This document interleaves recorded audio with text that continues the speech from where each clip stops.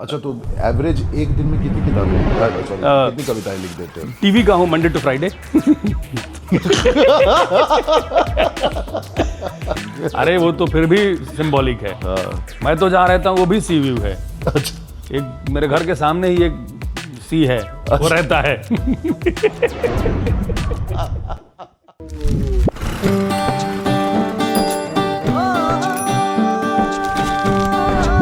जब घर में कमरे कम हो और लोग ज्यादा, या घर में लोग ज्यादा हों और कमरे कम, बड़ा मुश्किल होता है एडजस्ट करना, लोगों को मकान के साथ, मकान को लोगों के साथ। आजकल बिल्डर्स तरक्की की कहानी लिख रहे हैं, मकान को छोड़कर 2 कमरों को तरक्की की निशानी लिख रहे हैं। वाह। एक जमाना था जब आंगन में तुलसी सूख जाती थी तो आंगन उदास रहता था। आज तुलसी उदास रहती है क्योंकि बहुत सारे मकानों में आंगन सूख रहे हैं। कविताओं में हैं, कहानियों में हैं, फिल्मों में हैं, इरादों में हैं, अब तो बस यादों में हैं। आंगन की धूप टाइम बताती थी, पहली बारिश आंगन में ही आती थी।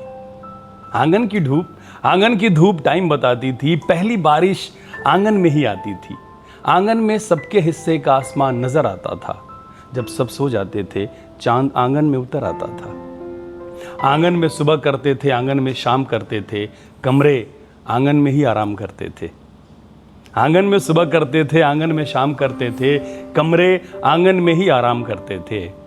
ओसारे को आंगन ना होने का मलाल होता था, आंगन जब औरतों का चौपाल होता था।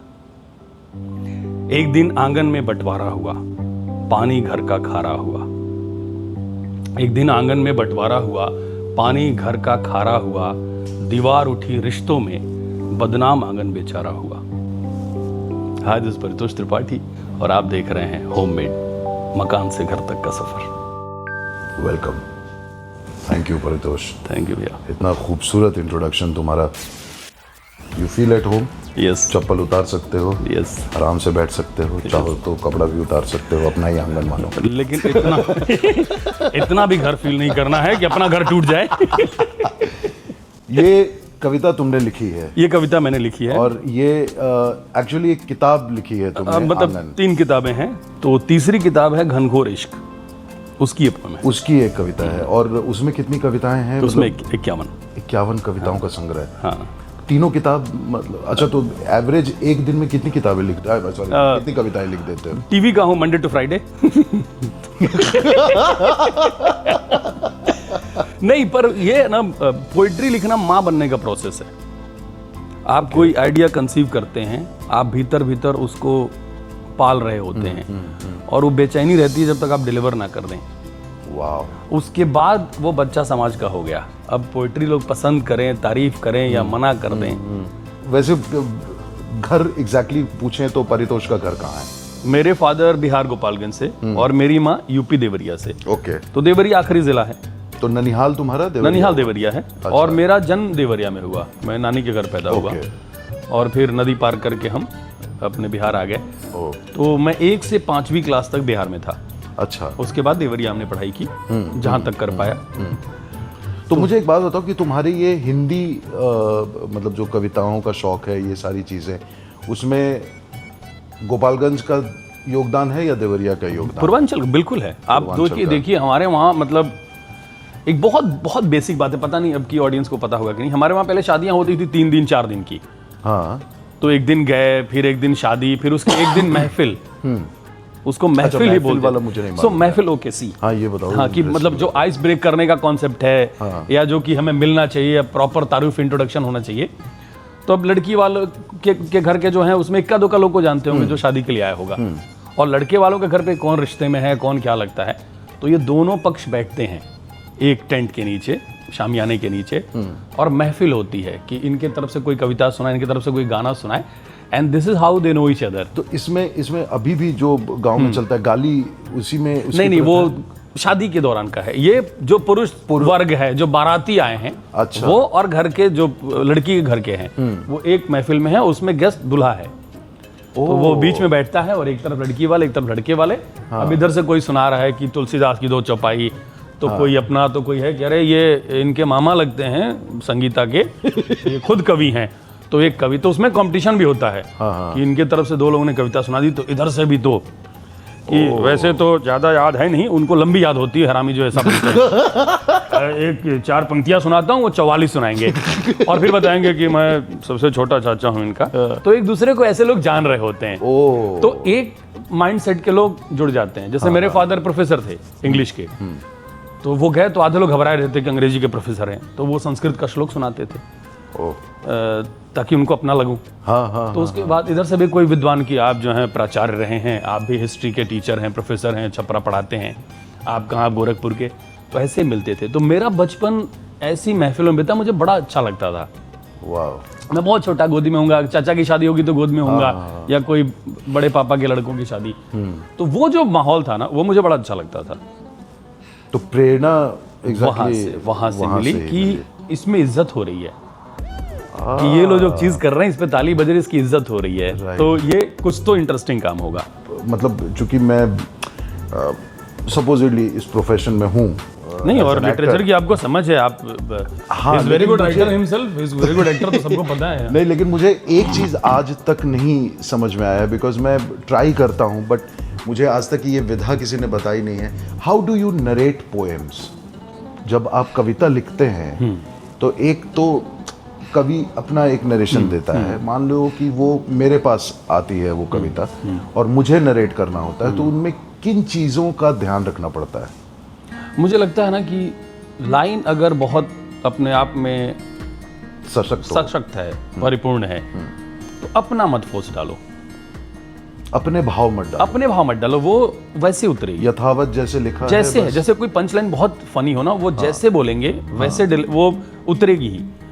उसमें हम अपना एक्स्ट्रा फोर्स लगाते हैं तो मामला गड़बड़ हो जाता है। ओके। जैसे कोई लड़की आंखों में देख रही है प्यार से, आप उसको 10 बार पूछ लो प्यार करती हो ना, वो चिढ़ जाएगी, अरे कर do you really love me? अरे हाँ हरामी, दिखता नहीं? तो जब दिख रहा है तो क्यों पूछना है? तो अगर लाइन बहुत अच्छी है तो उसको क्यों फिर अलग से उस पर स्ट्रेस देना या अंडरलाइन करना? राइट। बट तुम जब लिखते हो तो जो कहते हो, क्योंकि तुम्हारे कहने में भी कई बार बहुत खूबसूरत तुकबंदी भी होती है, और जो एक अच्छा सा रिदम है तुम्हारे बातों का भी। So do you remember what ever you से, या तुम लिख लेते हो? अगर तुम्हारे मुंह से कोई अच्छी सी बात निकलती है मैं लिख लेता हूँ। अच्छा। और फिर घर में लोगों को बुलाता हूँ, खाना खिलाता हूँ और उनको सुना के याद कर लेता हूँ। अरे घर पे आओ, कुछ क्या खाओगे बताओ, क्या खाते हो, छोटा खाते हो बड़ा खाते हो, क्या खाओगे, तुम्हारा खाना मैं बना दूं? तो लोग जब भरपेट खाना खा लेते हैं तो फिर मैं उनको, आप पानी के साथ खाते हैं, सोडे के साथ खाते हैं? हाँ। तो मुझे भी काफी समय हो गया। 30 को मिलेंगे आप। तो मुझे ना मैं चेक करता हूँ, जैसे नहीं अपने जोक लोग अपने ओपन माइक पे ट्राई करते हैं, तो मैं अपने सुना के चेक करता हूँ। जैसे यहाँ बैठे हैं बहुत सारे, तो रोमांटिक 2 लाइन अरे बिल्कुल सुनिए, तो बहुत अच्छी खासी वायरल है ये। कि तुम्हें पढ़ने का शौक है? हाँ, मेरे साथ निकाह पढ़ लो। अरे वाह, क्या बात है। तुम्हें पढ़ने का शौक है? हाँ, मेरे साथ निकाह पढ़ लो। तुम्हें लिखने का शौक है? हाँ, अपने नाम के साथ मेरा नाम लिख लो। ओहो। तुम्हें देखने का शौक है? हाँ, मेरे साथ जवानी से बुढ़ापा देख लो। हाय। तुम्हें समझने का शौक है? हाँ, मुझसे बेहतर नहीं मिलेगा, समझ लो। क्या बात है यार, क्या बात है। एक चींटियां वाला बहुत वायरल था, भी सुनाया था। हाँ, बताओ। प्रोमो के काम आता है ना। तो सीख तो लेने दो, हाँ हूं करो, जिंदा रहो। सीख तो लेने दो मनाने का हुनर, इतनी जल्दी खफा हुआ ना करो। Let me learn baby. सीख तो लेने दो मनाने का हुनर, आपको बहुत चमकेगी लाइन। सीख तो लेने दो मनाने का हुनर, इतनी जल्दी खफा हुआ ना करो। जलती नहीं है सिगरेट, जलता है कलेजा, सुर्ख होठों को ऐसे धुआं ना करो। और रोज उतारती है नजर माँ मेरी, तुम मेरी सलामती की दुआ ना करो। क्या बात। रोज उतारती है नजर माँ मेरी, तुम मेरी सलामती की दुआ ना करो। चींटियां लग गई हैं नमक के डिब्बे पे, मैंने तुमसे कहा था कुछ भी छुआ ना करो। छुआ ना करो। हो क्या बात है यार। आशिकी लिख रहा हूं मैं, क्योंकि मैरिड हूं, लिख ही सकता हूं। हाँ, वो तो जूता ही पड़ेगा। इसलिए आप बोले उतार के बैठ सकते हो। अभी तक अखबार में खबर ये आ चुकी है कि तुम एक नया घर ले रहे हो। हाँ। तो ये फ्लैट है, घर है, मकान ये- है, इसको हाँ। क्या नाम दोगे? अभी तक वो जो है मकान है, शिफ्ट होके घर बनाएंगे। ये कहाँ पर है, क्या? ये मड आइलैंड में है, मड आइलैंड में है। सारा सोना वहीं उतरा है। तो एक तो हो गया कि अब घर के अंदर का आपको जो भी चित्र बना है वो है। तुम्हारे हिसाब से व्हाट एक्साइट्स यू जब तुम खिड़की के बाहर या बालकनी में खड़े होते हो तो बाहर क्या दिखना चाहिए? नेचर देखना चाहिए। स्वानंद जी की बड़ी अच्छी एक कोई लाइन थी कि बोले कि पहले सूरज बादलों से निकलता था, अब सूरज जो है बिंग 4 से निकल रहा है। मतलब इमारतों के पीछे से सूरज निकल रहा है, पहले था कि बादल से निकलता, पहाड़ से निकलता है। करेक्ट। तो मड में ये जगह बची हुई है थोड़ी कि आप सामने देखेंगे तो समंदर है, कहीं ग्रीनरी है, चिड़िया है, ये है, शांत जगह है। और पंकज भैया रहते हैं वहाँ पे, अच्छा, हाँ, वो तो भी है। वो भी बहुत बढ़िया। अर्चना जी भी उधर ही रहते अर्चना जी हैं, भी वही हैं, काफी हाँ। सारे लोग रहते हैं। तो उधर वो दोनों है। अर्चना जी बहुत तेज हंसेंगी तो पंकज जी सेटल करके इतना भी सोच ठीक नहीं है। तो वो बैलेंस हो जाएगा। मैंने इनफैक्ट आर.के. लक्ष्मण जी का एक कार्टून देखा था जिसमें वही था कि एक ब्रोकर जो है वो घर बेच रहा है किसी को और सी व्यू बोल करके बेच रहा है और सामने सी विंग है। कि यही सी व्यू है सर। सी विंग ना? सी विंग। अरे वो तो फिर भी सिंबॉलिक है। मैं तो जहाँ रहता हूँ वो भी सी व्यू है। अच्छा, एक मेरे घर के सामने ही एक सी है, वो रहता है।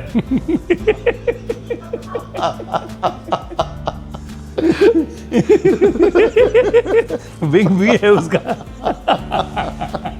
That is C view. Let's see view. Let's see. देखो कोई किस्सा तुम बता रहे थे हाँ, घर का। तो एक हमारी बड़ी खतरनाक मेमोरी है। हमारे वहाँ जो ननिहाल का घर है वो नदी किनारे है।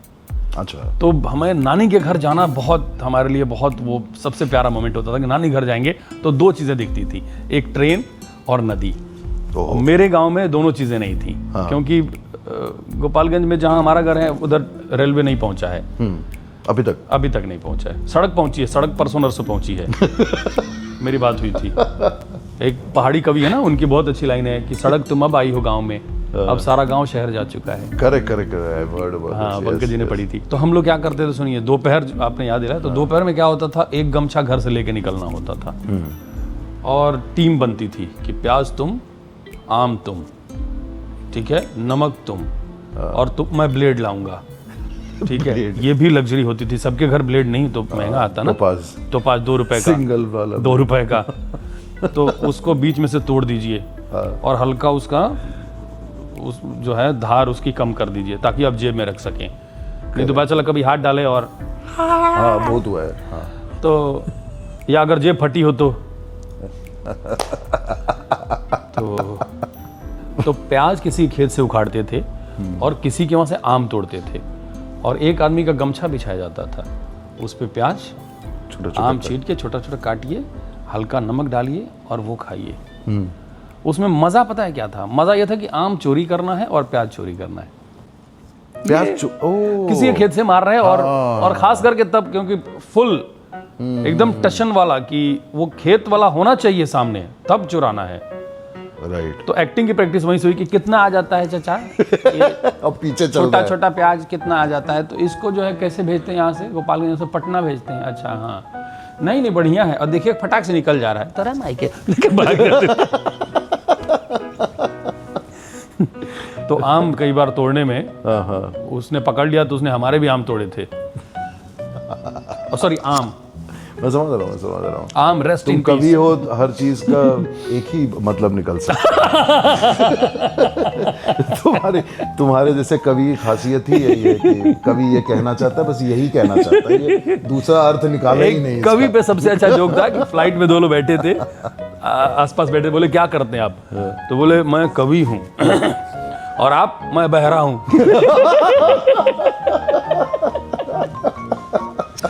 बोला आपकी कविता की एक लाइन बहुत अच्छी लगी। कौन सी वाली? जब आपने कहा कि हाँ मैं खत्म करता हूँ। कवियों पे बहुत जोक बने हैं कि गरीब होते हैं, कुछ नहीं होता है। यहाँ वाला जो तुम्हारा घर है अभी जिसमें रह रहे हो, हाँ, मतलब इसको किस तरह से तुमने डिजाइन किया है, या ये पूरा श्रेय तुम्हें जाता है या पूरा श्रेय मीना जी को मीना जी को जाता है? तुम्हारा क्या कंट्रीब्यूशन मेरा है ये है पैसे के कि साथ? खराब ना हो जो जैसा है। और बाकी पैसा?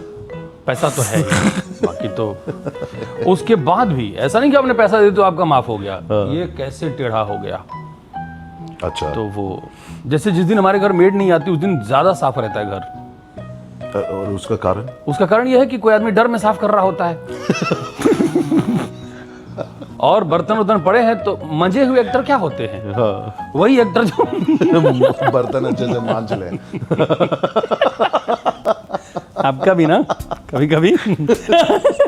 बात देखो, अगले सेगमेंट है हम लोग का बात चेंज कर रहे हैं ना। नहीं, हम चाहते हैं कि एक बोला कि जब भी घर में बर्तन रखो उसमें क्या है कि उसका जो कटोरी है पतीला है उसका मुंह बड़ा होना चाहिए। हाँ। बोले इससे वास्तु ठीक होता है। बोले नहीं वो धोने में आसानी होती है और कुछ नहीं होता। अगर ये हो गई तो समझो कि वास्तु ठीक है।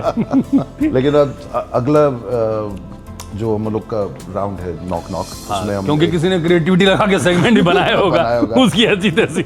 तो एक्सपर्ट एडवाइस में हम लोग एंटर करें। इसके पहले मैं चाह रहा था कि जो तुमसे शुरुआत में मैंने कहा कि मैं वो पिताजी वाली कविता सुनना चाहता हूँ, जो बिना आंसू आवाज कर होता है बाप होता है ना। एग्जैक्टली वही वाली वो पोएम मैं चाहता हूँ, बिकॉज मैंने वैसे तो इसको सोशल मीडिया पे बहुत बार सुना है। इनफैक्ट मैंने तुम्हें एक बार अपने गांव से फ़ोन किया था जब मेरे पिताजी ने ये कविता उनके सोशल मीडिया जो भी है वहाँ सुना, तो तब बात करवाने की कोशिश की गई थी उस समय। तो हमने पिताजी पे 4 लाइनें लिखी थी। फिर पंकज भैया से एक दिन बात हुई, उनका इंटरव्यू चल रहा था और उन्होंने बोला कि तेरी एक बाप पे कविता थी ना, वो बाप होता है तो भेज मुझे। तो उनको मैं भेज रहा था। अब जो शुरू की 4 लाइन थी वो तब लिखी गई थी जब पापा थे, और बाद की 4 लाइन तब मैंने लिखी जब मेरे पापा जा चुके थे। और वो 4 लाइन उस वक्त मैं टाइप करते करते उनको आगे की 4 लाइन बन गई। वाह। हाँ, तो मैं अक्सर बोलता हूँ कि बाप जो है वो कहानी का वो किरदार है जो कहानी से काट दिया जाता है और हमें अंत में पता चलता है कि पूरी कहानी उसने क्रिएट की है। वो क्रिएटर है, वो रचयिता है पूरी कहानी का, जिसका मेन किरदार है जो बैक सीट लेके बैठा है कि कोई नहीं हमें थैंक यू नहीं चाहिए। तो जो बिना आंसू बिना आवाज़ के रोता है वो बाप होता है। जो बिना आंसू बिना आवाज़ के रोता है वो बाप होता है। जो बच्चों की किस्मत के छेद अपनी बनियान में पहन लेता है वो बाप होता है। माँ रखती है कोख में 9 महीने हमें, पर 9 महीने जो दिमाग में ढोता है वो बाप होता है। जब घर में सबके नए जूते आते हैं बाप के तलवे घिस जाते हैं। जो अपनी आँखों में दूसरों के सपने सजोता है वो बाप होता है। बाप निवाला होता है, बाप रखवाला होता है, बाप अपनी औलाद से हार के मुस्कुराने वाला होता है। बाप करता है कहता नहीं, बाप करता है कहता नहीं। जब बाप समझ में आए तब तक उपास रहता नहीं। तो रिस्पेक्ट योर पेरेंट्स एंड जितना करो कम है। इसी के साथ ये वाले सेगमेंट को ख़त्म करते हैं और अगले सेगमेंट नॉक नॉक में एंटर करते हैं एक एक्सपर्ट के साथ।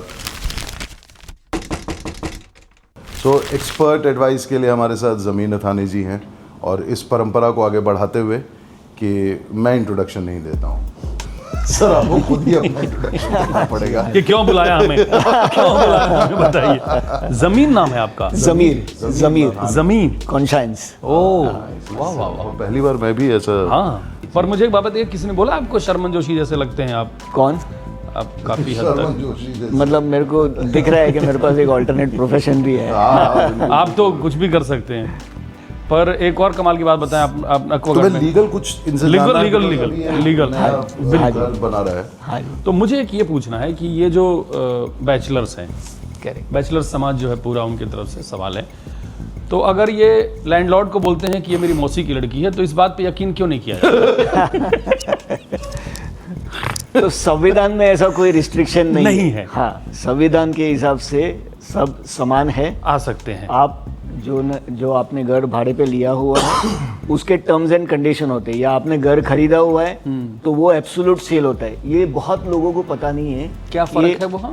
लिव इन लाइसेंस पे अगर आप घर लेते हो तो उसमें टर्म्स एंड कंडीशन लिखी रहती है कि भाई ये आप कर सकते हो, ये आप नहीं कर सकते हो। ठीक है, जैसे आप घर के अंदर कुछ एसिड या कोई इनफ्लेमेबल चीज़ सेव नहीं कर सकते हो, ठीक है।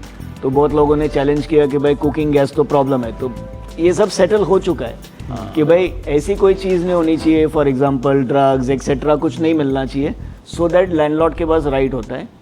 सेल के अंदर तो हमको पता ही नहीं है कि सेल अग्रीमेंट जब आप साइन करते हो, अगर किसने कोई कंडीशन डाली, that condition is also invalid.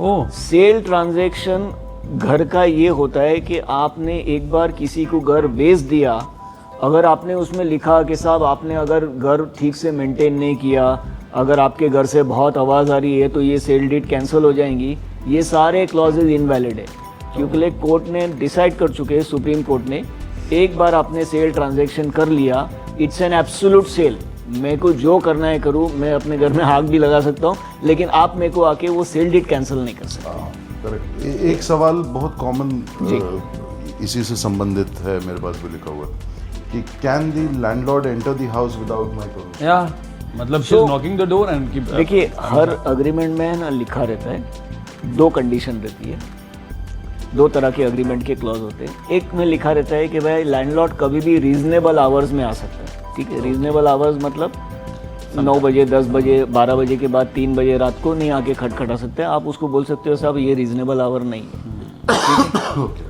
दूसरा कंडीशन कभी कभी ये लिखा रहता है कि लैंडलॉर्ड आपको 24 घंटे की इंफॉर्मेशन नोटिस या 48 आवर्स की नोटिस दे के आएगा, विच इज़ वैलिड। वो घर में आके खाली इंस्पेक्शन कर सकते हैं कि भाई बाकी सब ठीक है, ठीक है। वो आपको बोल नहीं सकते कि साहब आपका टॉवेल उधर पड़ा है, आपका फर्नीचर आपने ऊपर नीचे कर दिया, वो उसका राइट नहीं है। वो खाली आके देख सकते हैं भाई घर में सब कुछ ठीक ठाक है कि नहीं है, बिकॉज लॉ है ना बहुत अपना इवॉल्व हो चुका है। हाई कोर्ट्स है, सुप्रीम कोर्ट है, ये सब अभी रैशनलाइज हो चुका है कि भाई जो भी व्यवहारिक और रीजनेबल है, क्योंकि अगर मैं किसके साथ में अग्रीमेंट कर रहा हूँ और कल आके वो मेरे को बोल रहा है कि साहब आपका ये डायरेक्शन चेंज करो, आपका ये फर्नीचर चेंज करो, आपने मेरा फर्नीचर यहाँ से हटा के यहाँ पे क्यों किया, वो कोई रिस्ट्रिक्शन, कोई पाबंदी है नहीं, unless it is written in the agreement कि भाई मेरे अग्रीमेंट में लीगल लाइसेंस में कि आपने जो फर्नीचर जहाँ रखा है वहाँ से आप 1 इंच नहीं हिलाओगे, तो आपने वो कंडीशन अग्री करी हुई है। ओके, जनरली वो सब आपको अग्रीमेंट में दिखता नहीं है। रीजनेबल चीज़ ये दिखती है कि लैंडलॉर्ड एक रीजनेबल टाइम में आएगा, 24 घंटा या 48 आवर्स की नोटिस देगा, वो घर पे आके इंस्पेक्शन कर सकते हैं, ठीक है, ये उसका राइट है। अभी हाल फिलहाल जैसे आपने अपने इंट्रोडक्शन में भी बताया, तो एनी इंटरेस्टिंग मूवी केसेस और anything which you know, because Ramayan हो रहा है तो डर्टी पिक्चर पूछिए, सबसे इंटरेस्टिंग तो वही थी केसेस के अंदर। बताइए।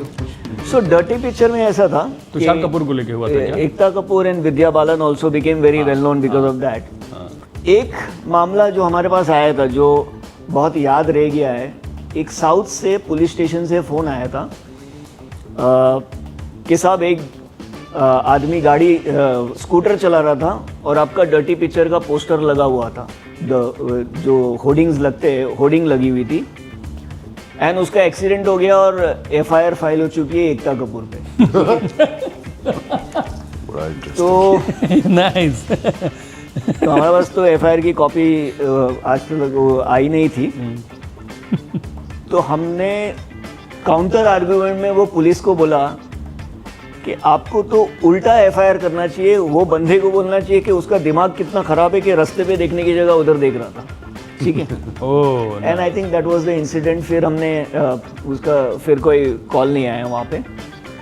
एक केस हुआ था डर्टी पिक्चर के ऊपर, जो ऊलाला सॉन्ग जो फेमस हो गया था, जो बप्पी लहरी जी ने लिखा था, एक सेम सॉन्ग उयम्मा बंगाली लैंग्वेज में लिखा गया था। अच्छा। तो सारेगामा ने हम पे केस किया था।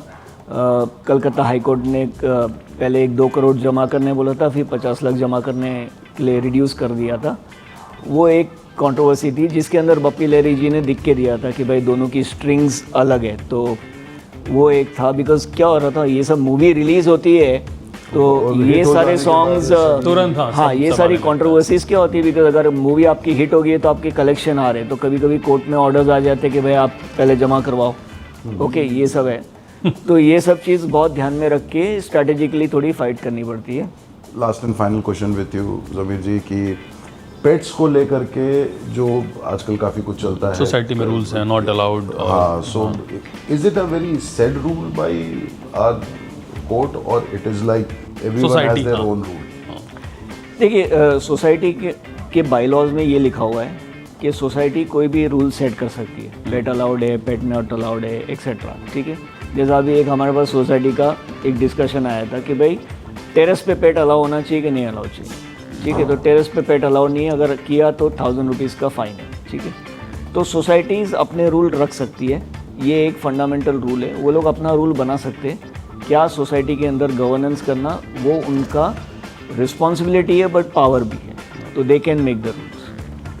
सुपर, तो society- thank you Thank so you. Much अमीर जी, आपके साथ ये Thank you. तो बहुत अच्छा इंसाइट मिला। थैंक यू, मैं इसके साथ कॉन्वर्सेशन आगे बढ़ाता हूँ। और थैंक यू आपको सो मच सर। धन्यवाद थैंक यू देता फॉर हूँ। Inviting me. Thank you. Excuse me. Hope हम लोग कहीं तो टकराएंगे। यस सर, मजे में।